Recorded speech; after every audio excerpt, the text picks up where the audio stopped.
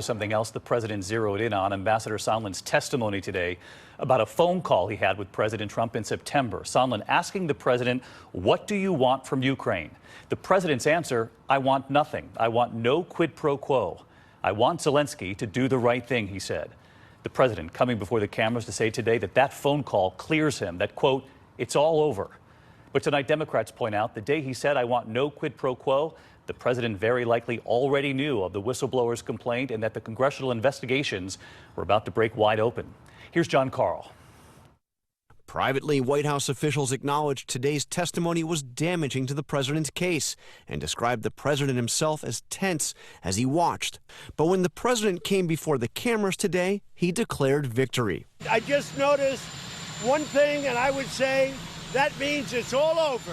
The president seized on one small sliver of Ambassador Gordon Sondland's testimony regarding a September phone call in which he says he asked President Trump what he wanted from Ukraine. I just said, "What do you want from Ukraine?" And he said, "I want nothing.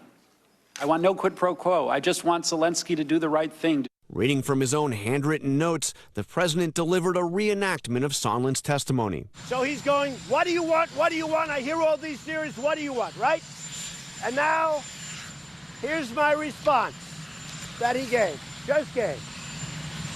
Ready? You have the cameras rolling? I want nothing. That's what I want from Ukraine. That's what I said. I want nothing. I said it twice. But that September phone call between President Trump and Sondland came after the White House learned about the whistleblower complaint. The timing is really interesting here. Let's get to our chief White House correspondent, Jonathan Karl, live at the White House as this was all playing out today. John, Republicans also seizing on that call, the president telling Sondland, "I want no quid pro quo." But as you just reported there, that call with Sondland came just as the White House knew of the whistleblowers reported that Congress had just started asking questions. The timing is really important here. As we said, it's after the White House is officially informed about the whistleblower complaint. But, David, it's also several days after the Washington Post first reported that the president was trying to pressure Ukraine to investigate Joe Biden. So the bottom line is, when the president made that denial to Ambassador Sondland, the White House was fully aware that his actions were under scrutiny. And, John, we were talking about this on the air today. Ambassador Sondland also said that many were in the loop, among them Secretary Pompeo on this and Vice President Pence. Any response from either of them tonight?